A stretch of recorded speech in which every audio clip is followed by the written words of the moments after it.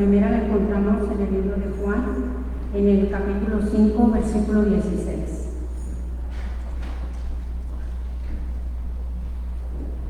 Y por esta causa los judíos perseguían a Jesús y procuraban matarle, porque hacía estas cosas en el día de reposo.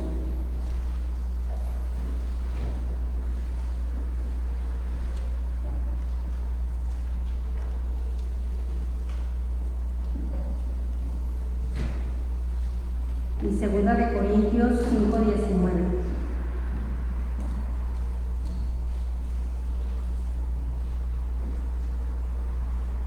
Que Dios estaba en Cristo reconciliando consigo al mundo, no tomándoles en cuenta a los hombres sus pecados, y nos encargó a nosotros la palabra de la reconciliación. Esta es palabra de Dios. La escuela dominical puede pasar a sus respectivos salones.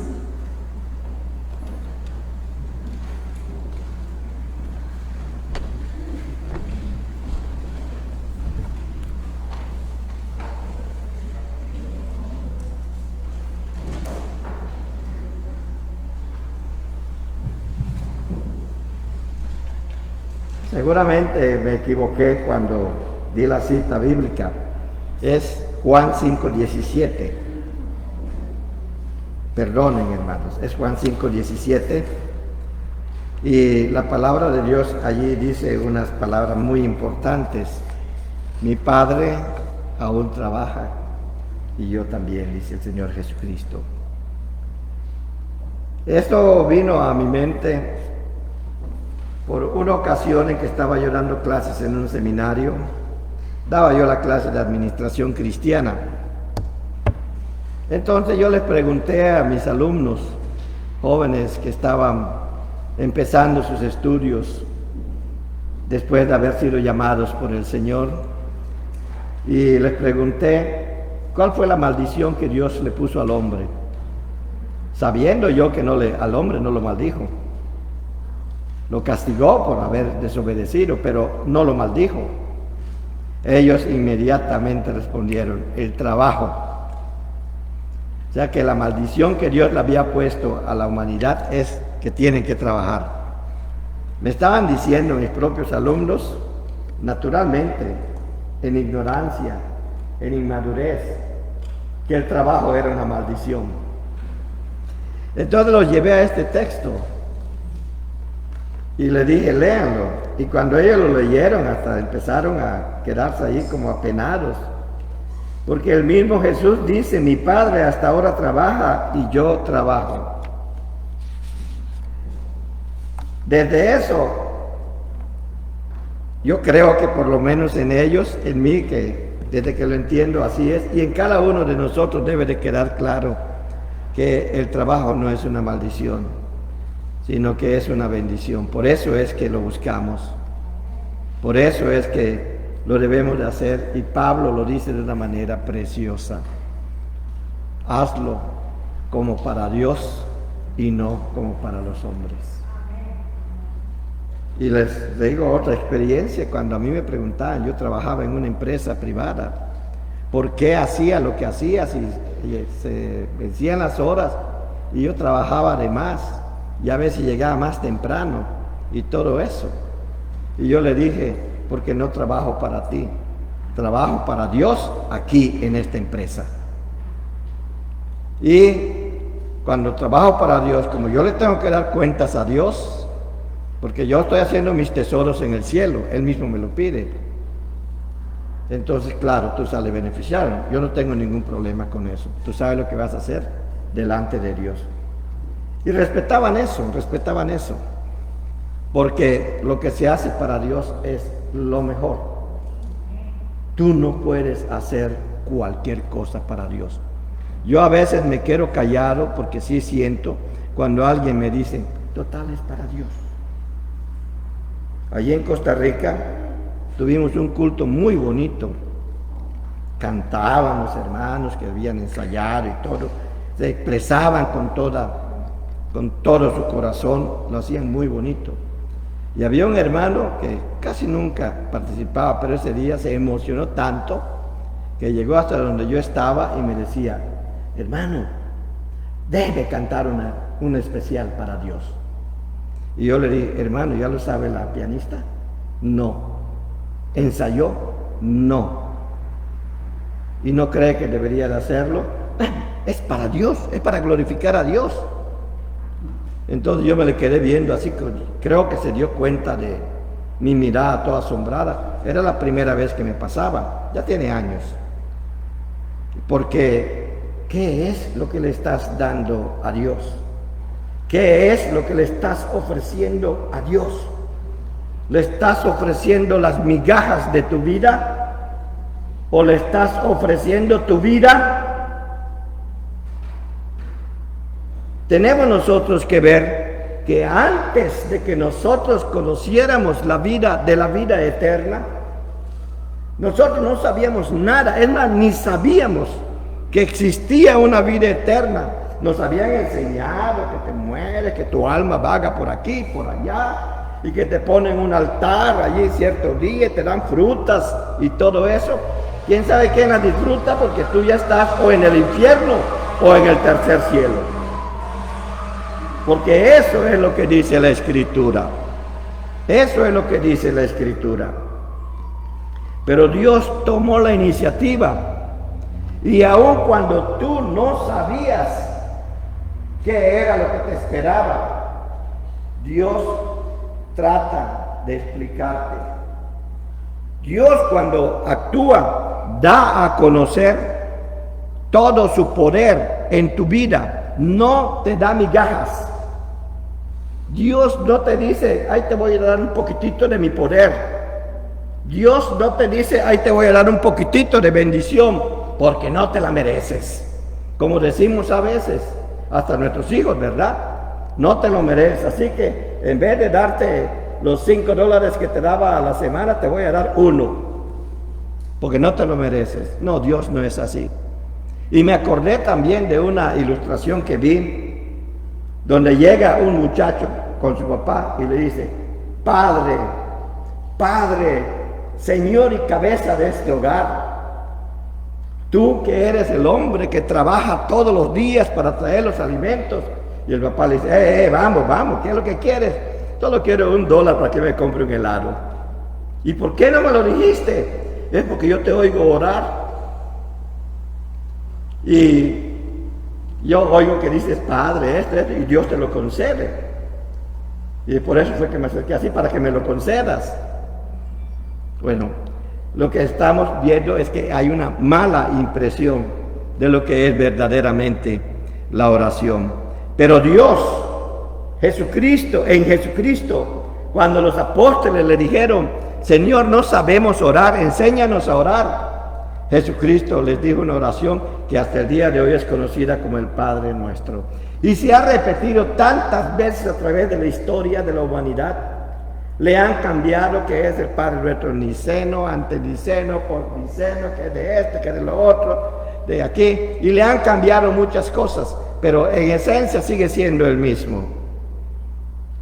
Y la pregunta es que ¿qué es lo que tú sientes cuando lo pronuncias? ¿Será que tiene la misma pasión que tuvo Jesucristo en aquel momento cuando se le enseñaba a sus apóstoles? ¿O ya nada más, como me acuerdo en algunas ocasiones cuando era yo un chiquitillo, me obligaban a hacer ciertas cosas que yo no quería hacer? A ver, di un padre que ni lo oí, ni se entendía. ¿Qué es lo que Dios te ha revelado? Estábamos hablando hace unas semanas acerca de que Dios ha hablado, Dios habla. Hablamos también de lo que es este libro, su palabra, y que allí está contenido todo lo que Él es, y también todo lo que Él ha sido, y también todo lo que Él será.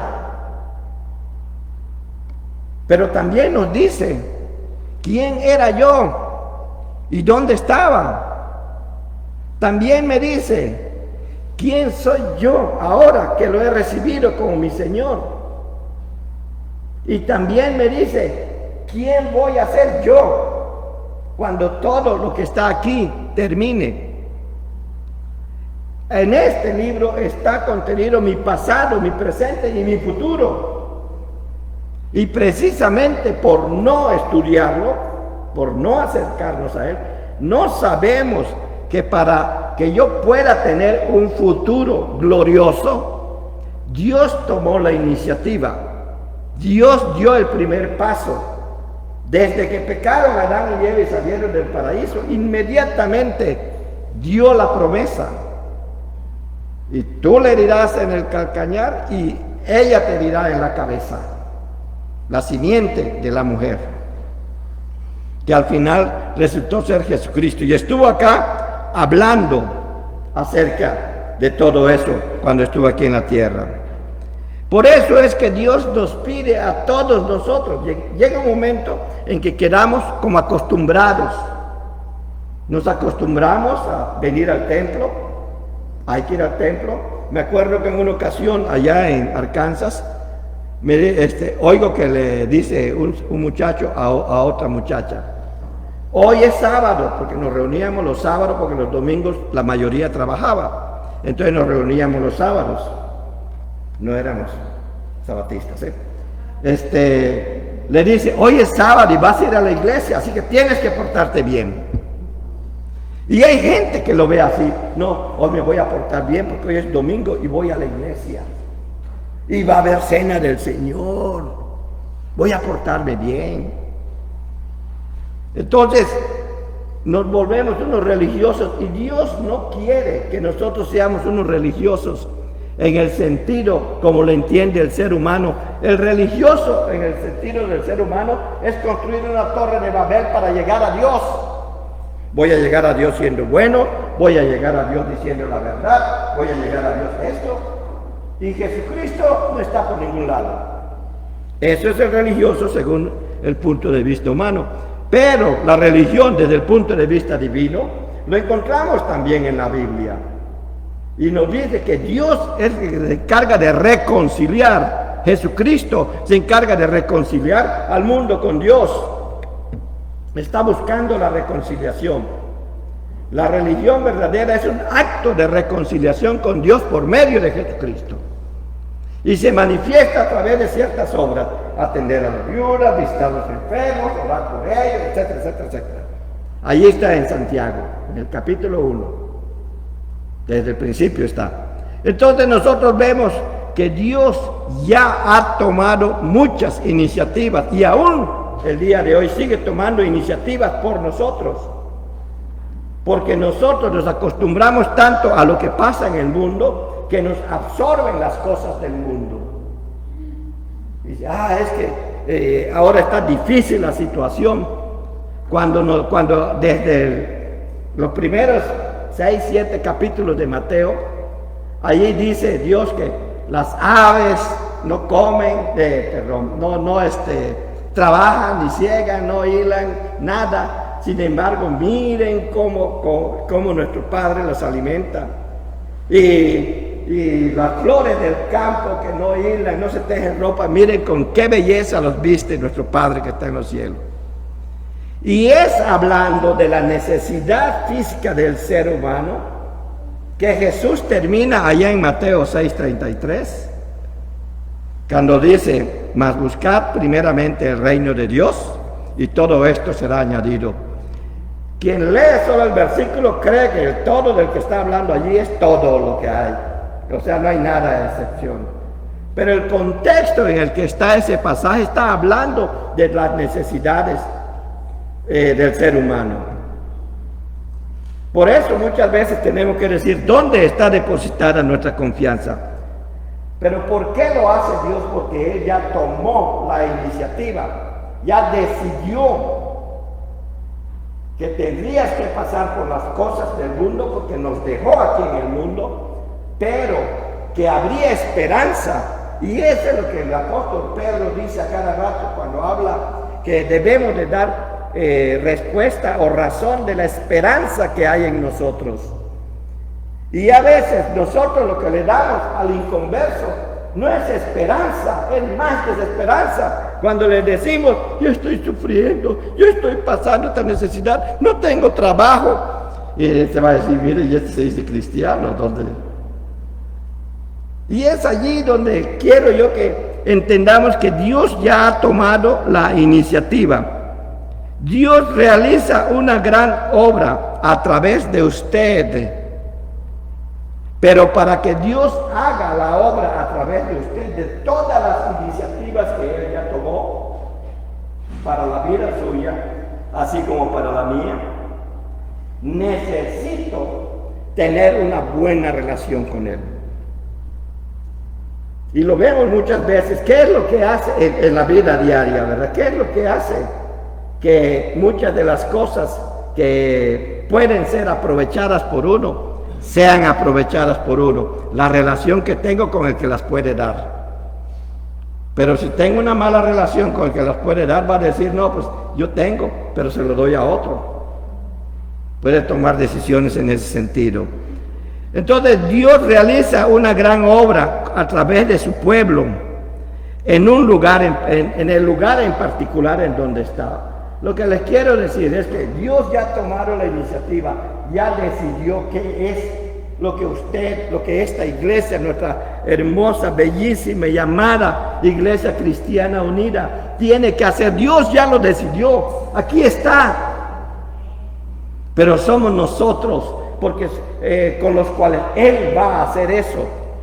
Por eso es que estoy diciendo que Él manifiesta, realiza su gran obra a través de su pueblo en un lugar particular.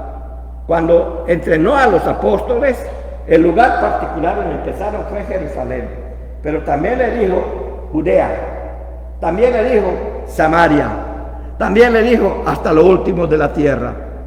Y le han llamado de muchas formas, los círculos concéntricos, la cuestión lineal, el engrandecimiento, le han llamado de muchas formas. Pero Dios ya tomó la iniciativa.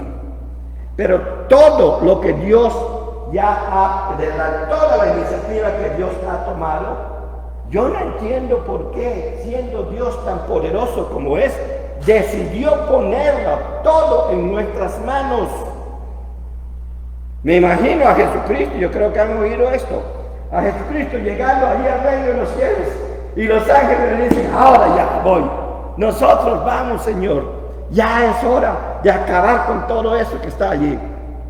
Y me parece oír a Jesucristo diciéndoles, no, todavía no, porque he enviado al Espíritu Santo y he dejado a la iglesia. Y estamos viviendo en estos momentos unos tiempos tremendamente terribles. La moralidad está pero totalmente revuelta. Ya no se sabe si aquel que estás viendo es un varón o es una mujer. Ya no se sabe si lo que está haciendo aquella persona edifica tu vida o no la edifica. Bueno, el que está con esto sí se da cuenta, pero con las escrituras. Pero allí afuera, y si no estamos bien versados en lo que es la palabra de Dios, para conocer lo que Él ya ha hecho, ya ha dicho, lo que está diciendo y lo que nos espera. Porque le repito, hermano, en este libro está tu pasado, está tu presente y está tu futuro. Y debes de saber que este libro dice que tu futuro puede ser en el infierno. Y el mismo Jesucristo nos dice de una manera indirecta, cuando dice que el infierno fue creado para el diablo y sus ángeles, nos está diciendo, no fue creado el infierno para el ser humano. Por causa de su pecado es que va al infierno. Todo eso está escondido en esa parte. Pero Dios tomó la iniciativa para que no tuvieras que ir al infierno. Miren, hay más obstáculos para que el ser humano se vaya al infierno que para que se vaya al cielo, al reino de Dios. A pesar de que la puerta de entrada al reino de Dios es más angosta. Pero hay más obstáculos para que el ser humano se vaya al infierno que para que se vaya al cielo. En otras palabras, en medio de todo esto, de saber lo que Dios ha hecho, ha dicho y que ha tomado la iniciativa, nos ha involucrado. Allí en Juan capítulo 21, 25, el apóstol nos dice que aún hay muchas cosas que hizo Jesucristo, que si las escribiéramos no cabría en ningún libro del mundo. Es una expresión que podemos decir en hermenéutica, le llaman, es una expresión exagerada, tiene un nombre técnico, pero es una expresión exagerada para señalar algo muy importante. Y él lo está diciendo para decir, él ya ha escrito, ya ha dicho, ya hizo todo lo que es necesario para ti, para todo el ser humano. Pero en todo lo que él ha hecho, interesantemente nos ha involucrado. Cuando tú recibiste a Cristo como tu único y suficiente Salvador, Dios te involucró en su trabajo. Por eso dice, mi Padre trabaja y yo también trabajo. Ni Dios ni Jesucristo han dejado de trabajar. Pero Él, y es su voluntad, es su deseo, Él es Señor. Lo quiere hacer a través de la iglesia. Lo quiere hacer a través de nuestra iglesia. Y en nuestra iglesia eres tú, yo. Estos somos la iglesia. Entonces, lo que quiero decir es que todo lo que Él, de la iniciativa que Él ya tomó para rescatarme, involucrarme en el trabajo que Él ha estado haciendo, tenemos que trabajar. Tenemos que reaccionar, tenemos que responder. Entonces, ¿qué tanto hay? Hay mucho, pero no lo pusieron todo. Y hay quienes dicen, uy, tantas cosas en este libro. Ay, mijito, si supieras que no está todo allí. El mismo Juan lo dice, ¿verdad? Ya en el 21-25. Tenemos tanto que decir de Dios. Y ese impulso de tener que decir de Dios todo lo que nosotros debemos de saber de Él, debe de venir desde que Él nos dijo allá en Mateo 19, ir y hacer discípulos a todas las naciones. Pero como la iglesia se ha puesto muy floja, sí, ¿cuánto nos va a costar un misionero allá? ¿Cuánto nosotros vamos? No, una ofrenda misionera, ¿no? Aquí hay $10 nada más, pudiendo dar más. Claro, el que no puede dar más está dando bastante, porque todo eso lo multiplica Dios. Jesucristo habla muy claro en eso con la ofrenda de la viuda. Pues tenemos tanto que decir para que uno sea discípulo del Señor, porque el discipulado que se hace en la iglesia no es para que tú sigas al líder que te discipula, aunque al principio pueda pasar eso.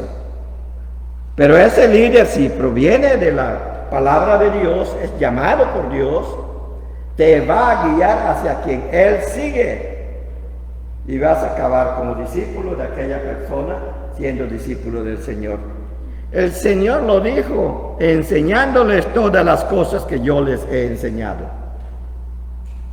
O sea, al principio puede ser diferente, pero eso es lo que quiere nuestro Señor. Él ya tomó la iniciativa, Él ya vino al mundo, ahora nos envía a nosotros, nos dice que tenemos que hacer.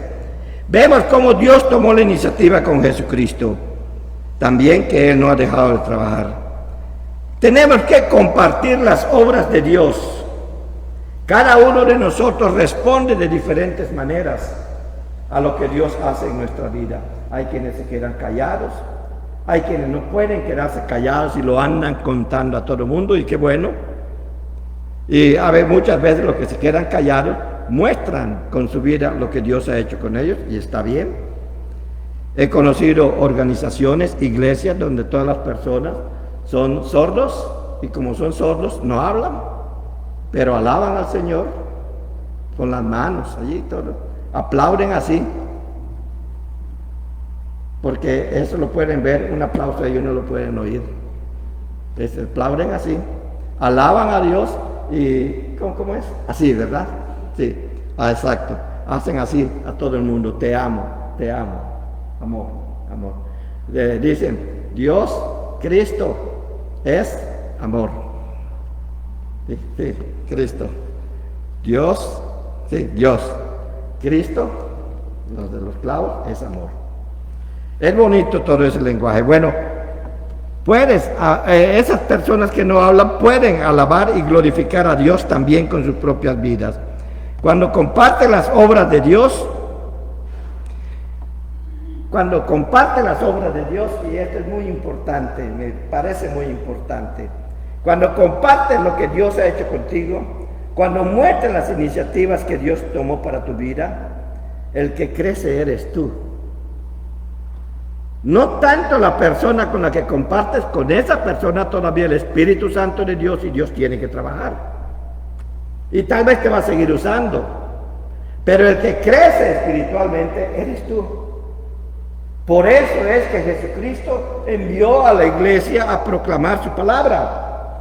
Porque la única manera de crecimiento de la iglesia es a través de la proclamación. Se para Pedro a predicar y ¿cuántos llegaron a la iglesia? La primera vez, y nunca lo había hecho Pedro, la primera vez, nada más no le gustó lo que oyó y dijo, no, ellos no están borrachos. Esto es lo que ha pasado. Y empieza él allá. Pero él sabía que cuando estaba hablando, había un Espíritu Santo que lo acababa de tocar, de golpear fuerte. Lo hizo perder ese miedo que los tenía ocultos y aprendió a tenerle realmente el temor divino, temor a Dios. Él predicó y el Espíritu Santo hizo el resto. Y eso es lo que como iglesia debemos de entender. Dios ya hizo eso, ya tomó la iniciativa. Nosotros solo tenemos que repetir, hacer lo que Él nos dijo. Enséñales, diles lo que tú has experimentado conmigo. Diles lo que yo te he enseñado. Y es el Espíritu Santo, como Él dice después, el que los convence de pecado, de justicia y de juicio. Y ese orden es muy importante también. Lo del Espíritu Santo le está diciendo a la iglesia que debe de ser también una comunidad terapéutica, que la iglesia debe de ser un lugar donde la gente que viene de afuera, mire, la gente allá afuera está enajenada, está enferma espiritualmente y hasta enferma físicamente. Y la iglesia funciona como comunidad terapéutica cuando aquel que llega puede encontrar la tranquilidad que necesita, puede escuchar las palabras que necesita oír, puede recibir un proceso de sanación a través del estudio de la palabra.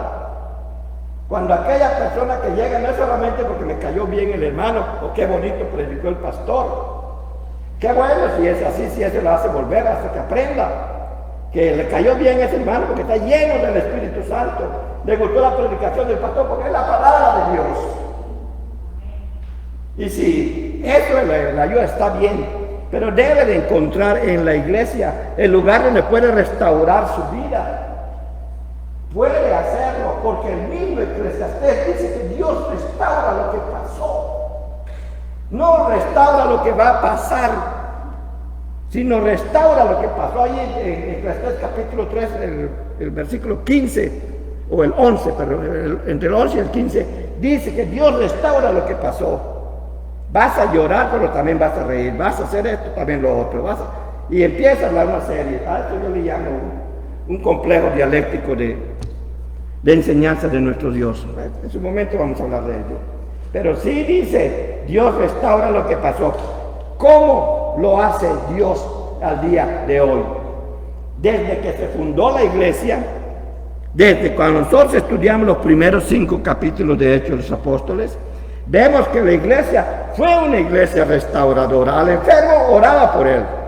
Al que tenía hambre buscaba la manera de darle de comer. Pero esos son resultados, no son lo que tiene, lo que la hace iglesia. Lo que hace a la iglesia es el Espíritu Santo de Dios. Tuvo que venir el Espíritu Santo de Dios para que aquel grupo que estaba ahí escondido se convirtiera en iglesia. Y lo que te hace a ti, a mí, aquí a todos nosotros, iglesia, es el Espíritu Santo que está entre nosotros y en nosotros. Entonces esas cosas no son para hacer, sino son porque ya somos. O sea, no ayudamos a las personas para ser iglesia, sino porque somos iglesia. Y el Espíritu Santo está en nosotros, nos inclina a hacer todas esas cosas. Entonces, el Espíritu Santo le está diciendo a la iglesia que debe de practicar esas terapias espirituales. Incluso salió una rama de la teología que se le llama teoterapias. O sea, terapias desde el punto de vista de Dios. Yo las estuve leyendo, muy interesantes, pero no era la rama a la que Dios me llamó. Hay gente que trabaja eso, allí en Latinoamérica, que es donde lo vi. Pues Dios quiere que nuestra iglesia sea una comunidad terapéutica. ¿Qué dice el Señor Jesucristo en Mateo capítulo 11, versículos del 28 al 30? Vamos, léalo. Léalo. ¿Qué dice Mateo allí 11 del 28 al 30? Véalo. Cuando está diciendo, venid a mí, todos los que estáis trabajados y cansados, y yo os haré descansar. Cuando dice, venid a mí y hallaréis descanso para vuestras almas, porque lo que se atribula son nuestras emociones que están dominando nuestra carne y están haciendo un lado nuestro espíritu. Entonces, cuando dice nuestro Señor eso, si la iglesia es el cuerpo de Cristo, si Él es cabeza de la iglesia, Él le está diciendo a todo ser humano, venid a mí, todos los que estáis trabajados y cargados. Entonces la iglesia debe de estar preparada para ser la comunidad sanadora de esas personas que encuentran muchas cosas allá afuera y hasta se dejan absorber por esas cosas. Se dejan absorber por esas cosas, ¿por qué? Porque todavía no han madurado lo suficiente para entender que las demandas de Dios, además de ser hermosas, pueden ser difíciles porque estamos acostumbrados a otras cosas. Y para mí sería muy difícil curarle una herida a una persona y que ésta sane. A lo mejor se la hago más grande. ¿Por qué? Porque no estoy entrenado para eso. Pero el que está entrenado viene, sabe lo que tiene que hacer, que le eche y todo. Yo estoy capaz de echarle hasta caldo de chile habanero para que se sane esa herida, porque me dice que se cauteriza, ¿verdad? Pero es decir, la voy a matar de dolor. Eso es lo que hace el desconocimiento, hecho a perder las cosas. Entonces, cuando una iglesia funciona como comunidad terapéutica, entiende bien lo que Jesucristo está diciendo con ese venid a mí los que estáis trabajados y cargados. Aquí vas a encontrar la paz que necesitas. ¿Por qué? Y Él mismo lo dice, mi paz os dejo, mi paz os doy. Ni siquiera como el mundo la da. Y eso es muy fuerte. Encontrarás sanidad. Puede ser que la sanidad no sea que salud física, pero puede ser una salud espiritual que te lleva al reino de los cielos. Amén. Sanidad tiene un sentido mucho más amplio. Además, todo eso que hace la iglesia como comunidad terapéutica, etcétera, hay otras partes, pero me voy a referir solo a esa, es a través de las Escrituras. Dios siempre ha hablado a su pueblo y cuando Él habla, se revela. Cuando usted lee las Escrituras y las lee, sobre todo poniéndose en las manos de Dios, Dios se le va a revelar. ¿Por qué a esos grandes literatos no se les revela? Porque leen las Escrituras para encontrar la belleza de la poesía y la van a encontrar. Leen las Escrituras para encontrar sus contradicciones y van a encontrar contradicciones para ellos, ¿verdad? Porque todo tiene una explicación. Leen las Escrituras de una manera a como el Señor nos manda a leerla, guiados por el Espíritu Santo de Dios. Entonces, tus actividades pasadas, lo que eras antes de ser redimido, ya, presente lo que eres y que debe de estar obedeciéndole a Él. Lo dice para el presente. Y las futuras, lo que te espera si eres fiel y permaneces hasta el fin. Que es lo que decía al principio y lo quiero repetir. Dice la Escritura, tu pasado, lo que eras antes de ser redimido. Dice la Escritura, tu presente, lo que eres y que debes de estar obedeciendo a Dios. Dice la Escritura tu futuro, lo que te espera si eres fiel hasta el final de tus días, pero también dice lo que te espera si no lo eres, ¿verdad? Dice también lo que Él está haciendo por ti siempre, y que lo que hace por ti siempre es mucho más importante que cualquier cosa que esté pasando, por la que uno esté, es mucho más importante que cualquier cosa que tú estés haciendo por Él. Dios no quiere ayudantes, quiere hijos. Dios no quiere que tú decidas cómo vas a hacer las cosas, quiere que tú le obedezcas para hacerlas como Él quiere. Dios no te está pidiendo que tú pienses en cómo debes de hacer las cosas sin tenerlo a Él como la persona que te va a dirigir en tu manera de pensar. Vas a escuchar muchas filosofías, vas a ver a otras gentes inclinándose ante otros dioses, vas a ver mucha gente en este mundo humanista que hay. Ay, pero Dios es amor, déjalos que se amen, Dios es amor. No entienden qué es el amor de Dios y qué significa lo que Dios es amor. No lo entienden. Por eso es que hablan de esa manera. Y nosotros cuando hablan de esa manera, están demandando a nosotros, a los que nos dejó Dios aquí, con todas las iniciativas que Él tomó para que tú seas hijo de Él, para que yo sea hijo de Él. Esa gente nos está demandando razón de nuestra fe. Y si la iglesia se queda callada, ellos van a triunfar. Pero ahí en Ezequiel Dios dice algo muy importante, que somos como atalayas. Si ves venir el mal y no anuncias a la gente sobre la que va a caer el mal, esa gente va a morir por su pecado, pero tú voy a demandar de ti, de tu sangre, la sangre de ellos. Pero si tú anuncias, ves venir el mal, y aquí está clarísimo todo eso, y tú le anuncias a la gente sobre la que viene el mal y no te hace caso, ellos morirán por su pecado, pero tú habrás librado tu alma. Lo dice ahí Ezequiel, y no lo dice una vez, lo dice 2 veces. Yo creo que no necesita una tercera, lo dice 2 veces ahí Ezequiel. Entonces nosotros debemos de estar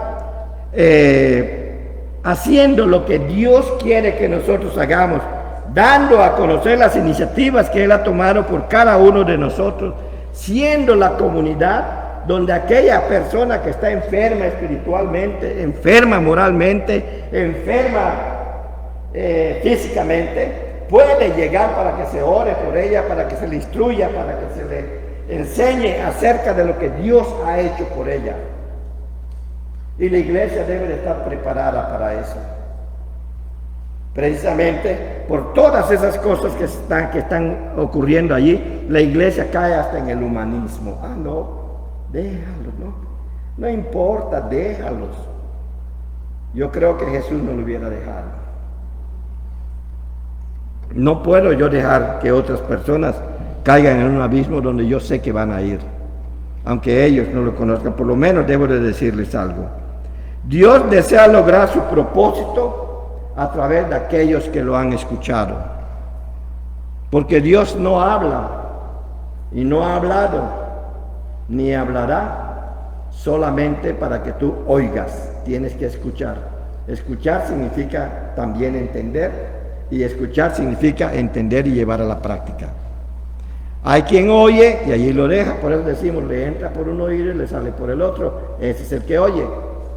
Pero el que escucha, lo procesa en su mente, y como la mente mueve todo mi organismo, entonces me pone en acción. Si no has escuchado, no va a haber movimiento.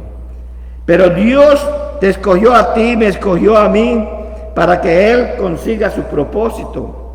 Por eso es que nosotros oímos a un Pedro decir, no es así. Dios nos presenta oportunidades en muchos momentos, si no en todos, de nuestra vida para poder dar un testimonio de quién es Él. Pero tanto el Antiguo Testamento como el Nuevo Testamento nos ha mostrado una cosa, que el pueblo escogido de Dios, primero Israel y el día de hoy la iglesia, son muy lentas. Son muy lentas. Y incluso cuando el pueblo de Israel hizo un pacto para seguir a Dios, a los meses ya ese pacto no existía. Y el día de hoy también pasa lo mismo con la iglesia. Estudiar al pueblo de Israel es darse cuenta de lo que es la iglesia. Son muy lentas, como que nos cuesta entender. Pero la realidad es que no nos cuesta entender, sino que nuestros intereses no están en lo divino. De nada sirve que allí en Colosenses Pablo dice: si pues habéis resucitado con Cristo, mirad a las cosas ¿de dónde? De arriba. Las que están escondidas en Cristo. No es que nosotros, a veces la lentitud es nuestra excusa. Es que Humberto se está atrasando mucho y le echo la culpa a Humberto. I love you, brother. I love you. Sí. Eso es lo que hace el ser humano. Vacilando con mi esposa y le digo: es que la mujer que tú me diste, me dice ella, sí, yo le echo la culpa a la serpiente, le digo. ¿Y quién es la serpiente? Cuidado. Y es la misma persona que la está culpando, ¿verdad? Bueno, es una broma, ¿verdad? Que jugamos nosotros con eso. Dios nos muestra en su palabra que somos muy lentos, que pensamos las cosas mucho antes de hacerlas. Y Él en cualquier momento va a decir ya. Y a lo mejor alguien va a decir: uy, pero si yo iba a la iglesia, yo diezmaba, yo oraba, ayudé al pastor, visité con él, oré por los enfermos, ¿qué hago aquí en la tierra? Va a decir, porque hay cosas como son. La obediencia a Dios no es lo que haces, sino la razón por lo que lo haces. Si lo haces porque tienen que ver que yo soy el líder, yo soy importante. Pero si la razón por la que lo haces es Dios, entonces sí se es tomar en cuenta. Mis hermanos, Dios ha tomado la iniciativa. Dios ya dio el primer paso.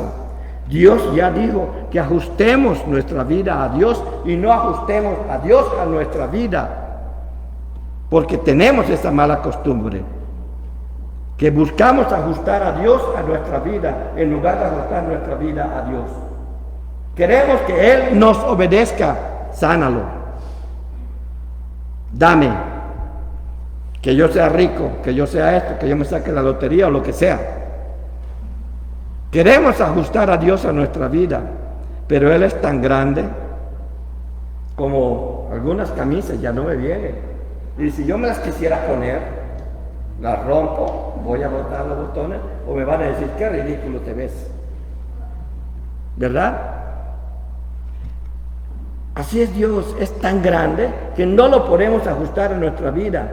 Por eso Él nos da la oportunidad de ajustarnos a Él por medio del Espíritu Santo de Dios. Y ese es el Espíritu Santo que el día de hoy te habla. ¿Cómo ajustamos nuestra vida? Romanos 8:16. Con un claro conocimiento de que seas hijo de Dios. Si puede, anótelo, por favor.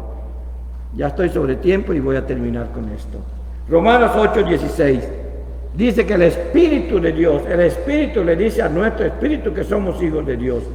El único que te va a convencer de que eres un hijo de Dios es el Espíritu Santo. Y si tienes la certeza y la firmeza de decir: yo soy un hijo de Dios, y lo demuestras con tus hechos, es porque el Espíritu Santo está en ti. Si hay un poco de dudas, tienes que trabajar más tu relación con Dios. Allí en Juan 14, del 15 al 17, Jesús promete al Espíritu Santo a los discípulos. Y este Espíritu Santo aparece el día de Pentecostés y hasta el día de hoy, mientras la iglesia está aquí en la tierra y no haya venido al arrebatamiento, sigue estando aquí en nuestra iglesia. Allí en Juan 16, 8, dice que tener al Espíritu Santo es estar convencido de la obra redentora de Dios. Si estás convencido de la obra redentora de Dios, vas a querer compartirla con otros. Y hay otros más así, pero yo te quiero decir, ustedes saben que cuando oramos, el Espíritu de Dios clama ante Dios con gemidos indecibles. Pues hoy el Espíritu Santo allí delante de Dios está clamando con gemidos indecibles de que te vuelvas a Dios, de que tú te hagas un hijo de Dios. Está diciendo: Pedro, quiero que tú seas hijo de Dios. Ya no ven ni cómo agarrarte. Como a veces nos pasaba a los padres, le estamos enseñando a leer a nuestros hijos, quiero abrirle el cerebro y meterle todo el cuaderno allí. Así está el Espíritu Santo el día de hoy.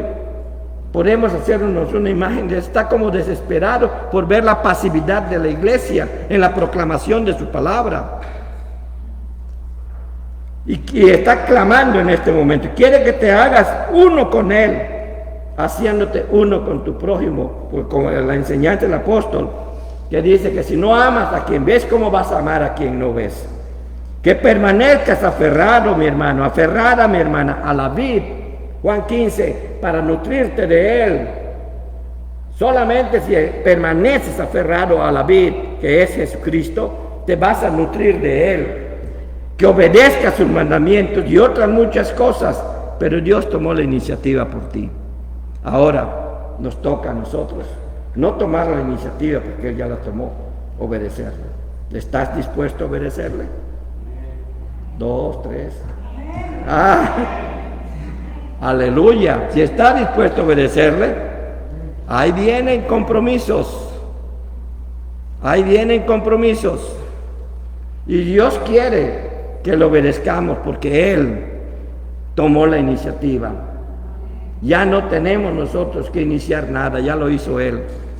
Y te garantizo una cosa, lo que Dios desee para ti, así como para todos los demás, es lo mejor que lo que cualquiera pueda desear para ti.